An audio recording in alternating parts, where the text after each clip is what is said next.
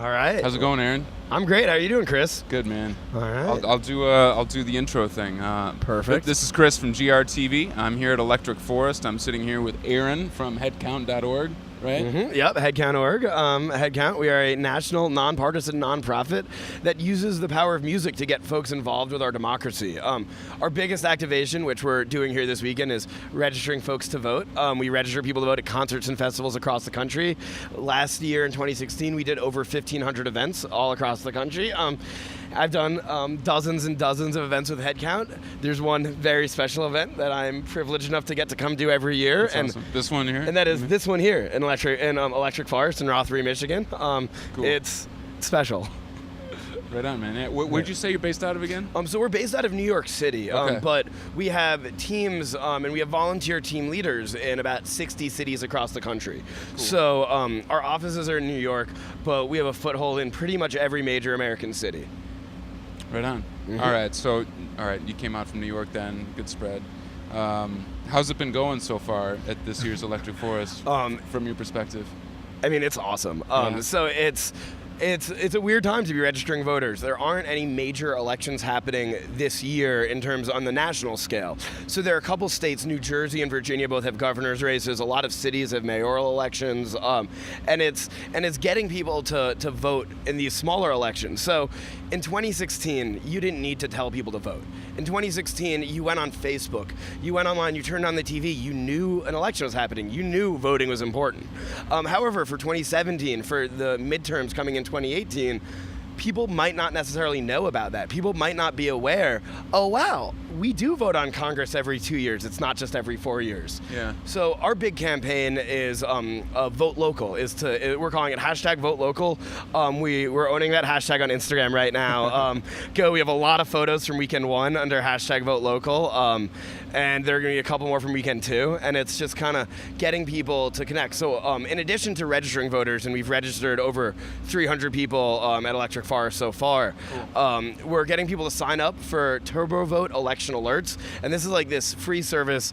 They're not paying us, it's not any partnership type of thing, but it's this awesome tool that reminds you about your local elections. So it will send you an alert, be it county dog catcher or president, to make sure you go out and vote. Like via text message? Is that how you those can are? choose Or emails text or email. Okay. So you can elect. I like text messages. I read Right. emails, but I miss emails. I don't miss text messages. I guess that might get me in trouble right now if I haven't responded to certain people's text messages that are watching. But I read my text messages, so it's Sure. and then the other big thing is we have artists take photos. So we have artists take photos holding our clipboards, and it says "Register to vote now" on the clipboard, and it's the clipboard our volunteers hold when they register voters. And the idea is we have artists take these photos, and then on a single day in September, National Voter Registration Day, we have all of our artist partners share that photo on social media to get people to register, and we have unique links for each artist so we can track which artist is registering the most voters or which fan base is registering the most. And last year, during 1 week in September, through this digital campaign, we registered 20,000 people to vote.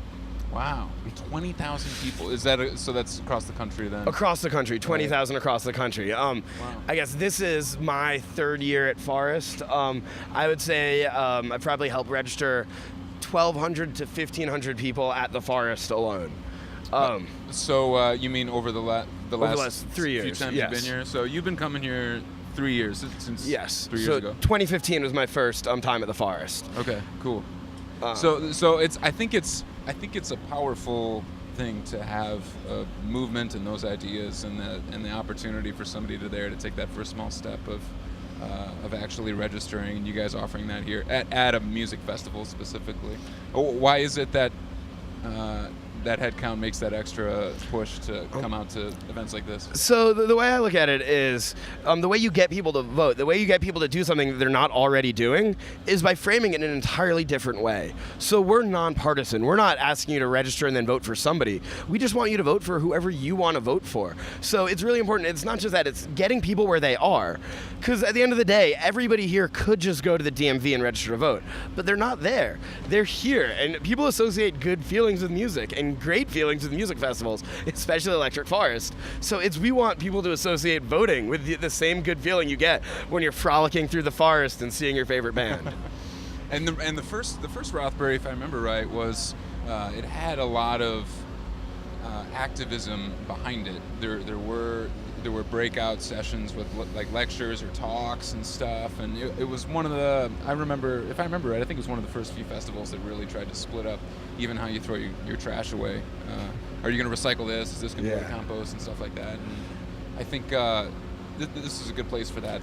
It sounds like since the beginning. Oh, yeah. I mean, so since the beginning, Rothbury, Electric Forest, Madison House, which puts on Electric Forest, are very big supporters of HeadCount. So this is like, sometimes you show up to a festival and it's like you're a nonprofit, you're not making any money, you're not paying any money to the festival, we're just going to throw you in a deep, dark corner and like hope for the best. This festival gives us the best, like the primo booth space. Like, this is space that if they gave it to a vendor, they could make a lot of money. They are leaving money on the table left and right to curate and create this experience that's so much more than just music. And it's, you look at the voter registration that we're doing, the work that the Electricology group is doing to green the festival, to separate the trash, to incentivize cleaning up, the breakouts in the forest, the Her Forest lectures, the creating a space for people to discuss and learn and connect. Because at the end of the day, we all love music. We're all here because music's amazing. But I think we all crave something like not just the music, but this deeper connection that the music brings. And I've been to a lot of festivals. You don't always get that sense of community that you get here. That what's known here as Forest Family. And it's just, the festival goes out of their way to create this, that we will connect and we will go beyond just dancing and just doing that. And I mean, when I talk to people about registering to vote, like, so the people who register, they're mostly 18, 19, 20. One of the things I tell them is, now you'll be able to tell your parents about at least one thing you did this weekend. And it's just this way to, and that line works a lot. And it really is, because at the end of the day, you're partying at a music festival. I don't know, I know my parents probably would not want to know what I did when I was 19 at a music festival. But had I left and I said, I went to a lecture about feminism in the music world and I registered to vote, my parents would be like, go to more festivals. And like, what gets shown in the media is people partying, people having fun. But it's so much more. It's this, like, we as humans, we crave tribes and we crave connections and we crave communities. And Electric Forest offers that community. There are a lot of festivals where you just go in, the music ends, you leave. That's not what we have here. What we have here are people who come back year after year after year. Yeah. That's awesome. So it's kind of a boots on the ground sort of thing. It's going up to people and asking, or is it having a booth set up and trying to bring people in? Essentially, if people are sitting, if our volunteers are sitting at the booth, something's going wrong. We do have a big sign, a huge sky banner that says "Register to vote," and that does bring people in. But my goal when I'm at a festival is to speak to every single person at that festival and ask them if they are registered to vote. That's a question that, for me at least, it's a no-brainer. My parents would have asked that literally every day in the lead up to an election, but that's not universal. And a lot of these people, a lot of the kids I'm registering, it's the first time anyone's ever asked them that. They've never thought about it. They've never thought, like, they see politicians on TV and they see, like, presidential candidates, and I mean, they see somebody who they have no connection to, but they see me who likes the same, or if not the same, similar music to them, and they're like, and it's a real person telling them to go do something. And I ask somebody, if they say no, I say, give me one good reason why you don't want to register to vote. I have about 500 good reasons why you should register to vote. And like, a good reason would be, I'm a violent anarchist who's actively working against, not necessarily a good reason, not necessarily a pro-social reason, but if somebody says, I'm a violent anarchist and I don't believe in any states and I want to physically tear everything down, I'll say, well, thank you for having your strong beliefs and go on with your day. But outside of that, it's different. It's like there's so many things that people don't realize, that this is something that gets voted on. And I mean, like, I hate to like play into a stereotype about a festival, but a lot of people don't realize that the states that have legalized cannabis for recreational use uniformly have done via vote. Not one state legislature has legalized cannabis. It's done like exclusively through direct election referendums, and that's an issue. Is that coming from a petition thing? So it starts with a petition to get something on the ballot, and Gotcha. I know Michigan has had issues. Michigan, people have been trying the last couple years to get it on the ballot. I know it's not going to be in 2017, but I've heard rumors that they're trying to get it on the ballot in 2018. So it's the way you sign it to get it on the ballot. The way you sign the petition is you have to be a registered voter, or else your signature gets thrown out. But not just to get it on the ballot, to vote for it on the ballot. A lot of people, they like it helps people to vote when they can think about something that's tangential to them, that like is their day-to-day life. If you're 19, statistically speaking, you don't own property. You don't have kids in school. You're not dealing with your local government the way an established adult is. So it's finding the strings that tie you to what our government does and what our rules are. And I mean, if you look around the country, every year dozens of elections end in a tie. So obviously, with the Electoral College, your vote doesn't count the way a lot of people wish it did. And statistically speaking, and like I've seen libertarians calculate it, the amount of time you spend voting for president actually is better spent doing anything else. But from a spiritual level, I want people to have that connection, to feel connected to the elections, but more so than just the spiritual level, the local elections, your vote does count. Your vote really counts. It's the difference between a judge who might put your friend in jail and a judge who might give your friend a warning. Or it might be the difference between a government that prioritizes the arts versus a government that decides maybe we don't need this program for children. Maybe we don't need this arts camp. Maybe we don't need music in the classroom. And I mean, I'm at a music festival. I want there to be as much music in as many classrooms as possible. Like, there's some awesome young dudes and young women getting up there just crushing it. And like, people, sometimes you just pick up a guitar. But more often than that, it's a teacher who showed this to you, who inspired you. And I mean, like, I'm not gonna like push any specific political agenda, but from a personal standpoint, there are ways where we can get connected to a lot of issues that we don't necessarily think are politics. Because what a lot of people say is, man, I came here to get away from politics. And I respect that. When I go to music festival, I don't want to get I don't want to have to talk about something that's stressful. And in that regard, I will let people go. I'm not going to force them to have any conversations. But it'd be a lot cooler if they did. And like if they like thought about how every aspect of their forest experience is tied to the people who write the laws that govern our society. So, have you ever lost that argument, or have you ever won that argument in a difficult way? So if somebody says no and doesn't want to, I mean, so the first thing that I'll say often is, it seems like how do you? So I mean, so the real way that you switch it is, you don't make it an argument. You have to flip the script. You don't say, because if you go head to head, you've been on Facebook, you've seen people argue on Facebook. Nobody ever's like, oh, you're right. Sorry. So you flip the script. You listen to them and you hear why they're upset and why they feel disenfranchised and separated from the system. And then I try and I'll fling it at the wall, a whole like laundry list of reasons why voting might impact your life and why voting is a good thing. And why like you can be connected and why these things do matter in your life. And my hope is these are things that somebody might never have heard before. They might not realize that you can literally vote on marijuana legalization. They might not realize that the government decides how fast you can drive on roads. Like, somebody was in a meeting and said this road should be a 35 versus a 45. Like, if you like driving fast, maybe you might want to run on that platform. And so I win a lot of arguments. I would like to believe, but it's not really a winning an argument because it's our society wins that argument because we have another voter. However, I do oftentimes lose in that sense where they don't register to vote.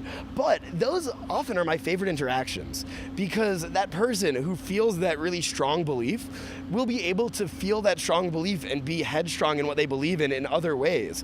And they might not register with me, but the wheels are turning in their head. They're thinking about their government. They're thinking about the society differently. And it might not be today. It might be in 10 years when they own property. It might be in 20 years when they have kids in school. And they might not even think back to the conversation they had with me. But I might have it changed the entire framework where they view the world. And I hope that person, without even realizing it, can go off and make that change that I want them to make. And it's because it's the easiest thing to do is somebody sees the banner, shows up and says, oh, I've been meaning to do this, or my parents have been telling me to do this.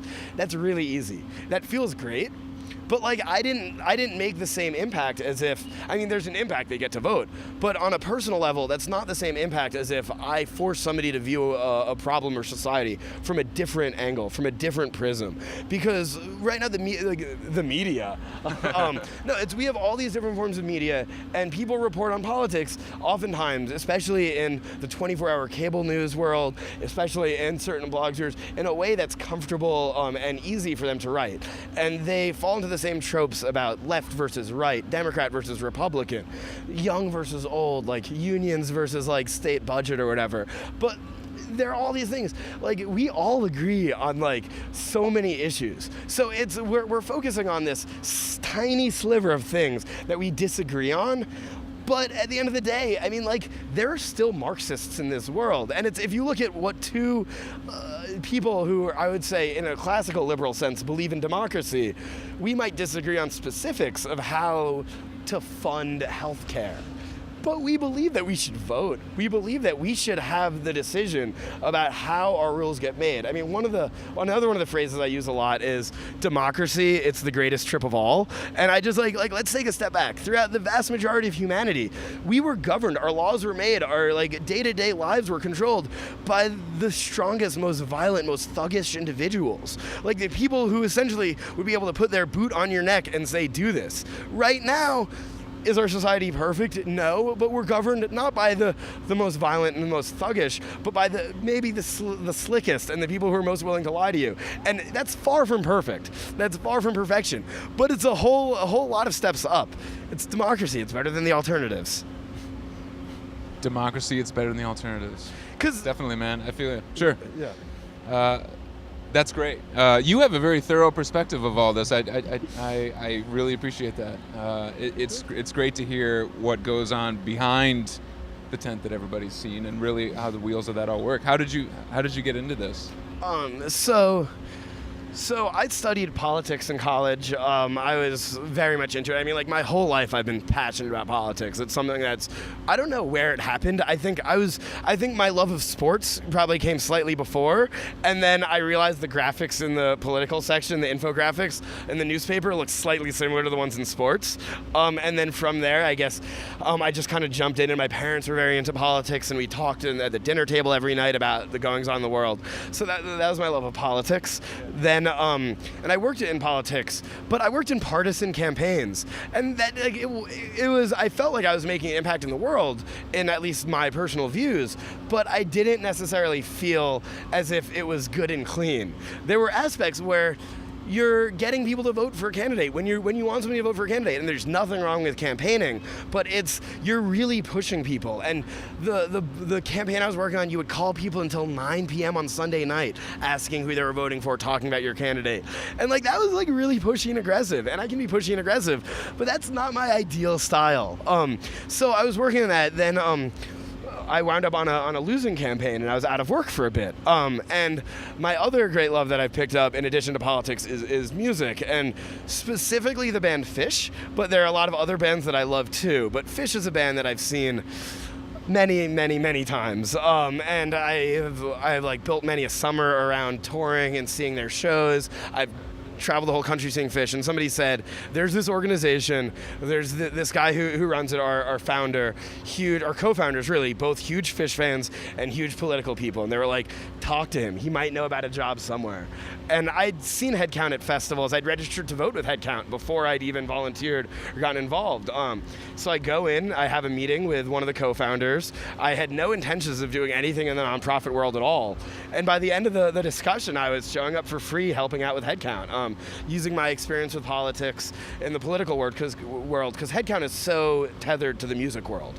We're based out of New York, not Washington, D.C. for a reason. That's where the music world is, not where the political world is. So I came in with my background, helped out, and then I just worked really hard, and it felt very natural to me to combine my passions of music and politics. And I became the luckiest man in the world, and I got hired to do something I love. That's awesome. Yeah. There's a lot of overlap there between those two worlds that you mentioned, so I think that's a really cool fit. So for HeadCount, is there anything about HeadCount that most people might not know about? Are there any other missions besides just like the boots on the ground kind of thing, getting people registered?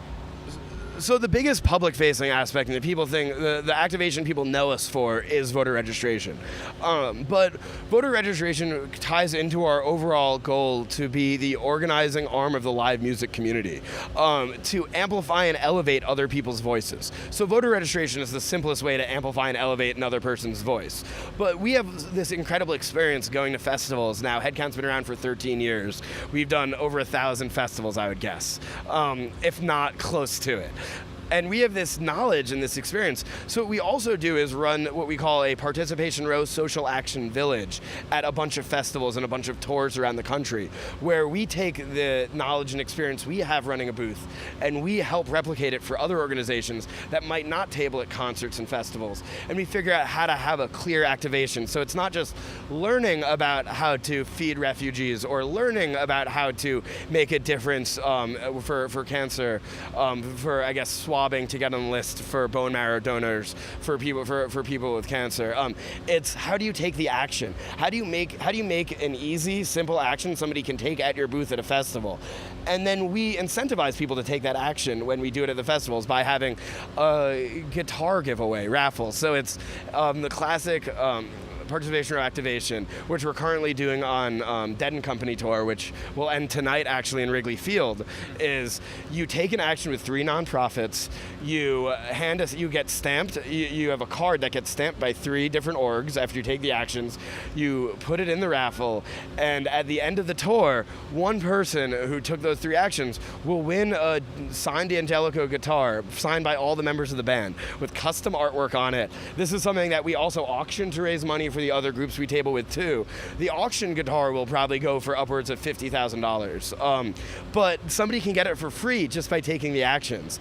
And I've been to a lot of festivals, I've seen a lot of nonprofit booths that don't necessarily have much activity, that don't have people stopping by, but the participation row model means that people want to stop by and they're excited to learn about what you do. And let's say there are 10 groups and you only need 3 stamps on your card. You can fill out 3 cards. Right on, man. It seems like it's going well. Has the voting, I mean, I suppose just by, has the amount of voters gone up over the last few years? What's different about this time now than previous years? So HeadCount started in the build up to the 2004 election, and we registered a metric ton of people in 2004 because so many of the people who had turned 18 before 1996 or 2000 did not vote. Demographically, Generation X, they were active, but they weren't necessarily voters. And I think a lot of it had to do with a lot of people viewed the 2 parties, at least in the presidential race, as being very similar. Since then, there's been a breakaway, and nobody says, or some people say there are 2 sides to the same coin, but fewer people say that. So we've seen there was more people voted in 04 than 2000, more people voted in 08 than 2004. 2012 and 2016 have plateaued. And 2008, people were really excited. Young people were really excited to vote for Obama. But in 2012 and 2016, you haven't necessarily seen that same excitement come the general election. Yet it's not through HeadCount. HeadCount, we've registered about 500,000 people since we've started. That's a drop in the bucket. But there are all these overarching trends that are getting people to go out and vote. And a lot of people talk about millennials don't vote. Millennials aren't active. Millennials are voting at higher rates than any other generation has ever voted at. Certainly higher than Generation X, and close to, if not higher than, the baby boomers. And the baby boomers, when they were turning 19, they weren't just voting on whether or not, on social issues. They were voting on whether or not they were going to go to war. And once the draft ended, the voting rates dropped. And it's figuring out, I think millennials we were dealt this hand where we are keenly aware of how systems work and how we can do things in a way, obviously not identical to there being a draft to go to war, but in a way where we are forced to be more aware. When it comes to the issues that young people care about, obviously, to say millennials monolithically and describe them monolithically is silly, but 2 issues that people care about, that young people care about, that I don't hear older people talk about are the environment. Obviously, there are older people talking about the environment, but the environment hits really close to home for young folks. And college loan debt. I mean, like, I have so many friends who are in such astronomical amounts of debt that have not been hit, that other generations didn't have this debt. People didn't enter their lives with this debt. And young people want to hear politicians talk about their issues. Old people vote. My grandma votes in every election. I love her. But I don't necessarily know if I want every aspect of my life decided by my grandmother. The AARP doesn't... Shout out, Grandma. I love you, Bubby. The AARP does a great job of lobbying and motivating and mobilizing older people to vote. There isn't an American Association of Young Persons. There isn't an American Association of Young Persons. There isn't something that's fighting for our interests, that's lobbying for our interests. And I don't know if we necessarily need a singular group to lobby for our interests. What we're seeing are dozens of groups lobbying for our interests, going out there and going out. But there isn't anything tying us together, and it's, as I've said before, young people don't own homes. They don't have kids in school. We have different connection to our community than older people do. So how do we get over those stumbling blocks, and how do we get people to vote? And it's make people think voting's fun. But it's like voting's fun.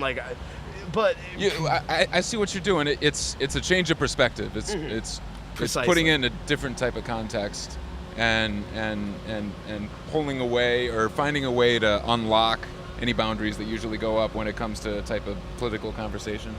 Entirely. Yeah. And makes sense.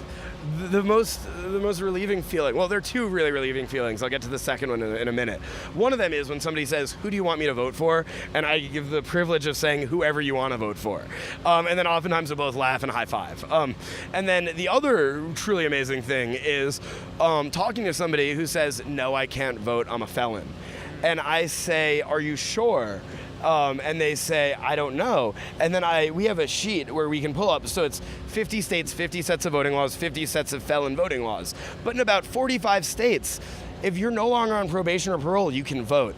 In about 10 to 20 states, you can vote as long as you're not in jail. And in Vermont, you can vote when you're in jail. And there's this idea that felons can't vote. And at music festivals, I don't know if we live our daily lives and interact with people with felonies all the time, but you just don't know. But at music festivals, I come across a lot of people who have felonies and aren't able to, and think they're not able to vote when they really are. And just being able to restore somebody's voting rights, being able to essentially enfranchise somebody, feels awesome. Yeah, that's a powerful thing. Yeah, giving them their voice back. All right, Aaron, this has been great so far. Is there anything you want to, before we wrap up, is there anything you want to encourage the viewers in Grand Rapids at GRTV and the Media Center? Or anything coming up that you want to let people know about? So what I would say is go to our, first off, if you're not registered to vote, go to our website, headcount.org, register to vote. Sign up to get election alerts. You might as well. Sign up to volunteer with us. We're working on building out a team in Grand Rapids. We have a team out in Detroit. We have a team out in Chicago. And we're doing festivals all over. Volunteer with us. Come out and do this for yourself. It's probably the most fun way to get a free ticket to this festival, is the way I would describe it. So, I mean, come back next year, say hi, give me a high five. I plan on coming to this festival for years to come. We're hoping to do a very large activation next year, trying to bring some more stuff to this festival. This festival is so incredible, the way that they interact with us and interact with all these other groups. Electricology, I mentioned, I can't stop mentioning them. It's just, but HeadCount, we're gonna do big things here, and we want you to be a part of it. HeadCount isn't an individual. It isn't me. It isn't anyone in our office. We all could leave, and HeadCount would be fine, because HeadCount has 100 deputized volunteers across the country and a network of 20,000 volunteers, truly grassroots people on the streets. And we want to hit 30,000. We want to hit 40,000. Sign up at headcount.org. Get involved. Get out. Dance and get down to democracy. Cool. Well, that's great. Right. Thanks a lot, Aaron. I appreciate that. I really appreciate what you're doing. I think it's a powerful thing. It's an important thing. Thank you so much. I think you guys are going about it a great way. Headcount.org. Their Grand Rapids office opening soon, potentially. Yep, right? we're in talks. I've been talking to people this weekend about getting a team out in Grand Rapids. I know you guys have some great music venues here, some that you help run, and I definitely hope to be volunteering voters at shows in Grand Rapids before the 2018 election. Cool, sounds good. Aaron, thanks so much for being here, man. Thank you, brother. Really appreciate it. This is Aaron with HeadCount.org over at Electric Forest. This is Chris. GRTV, Channel 25, Grand Rapids. Thanks for tuning in. We'll see you soon. Cheers. Thank you. Cool.